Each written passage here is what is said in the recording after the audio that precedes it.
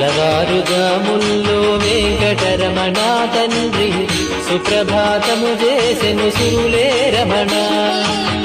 పంచామృతములతో వెంకటరమణ తండ్రి నిత్యాభిషేకములే నిత్యము రమణ. వజ్రమకుటంబుతోను వెంకటరమణ తండ్రి శంకు చక్రధారుడవే తిరుమల రమణ. మూడు నామాలతోను వెంకటరమణ తండ్రి ముల్లోకములు ఏదడి మూర్తి విరమణ.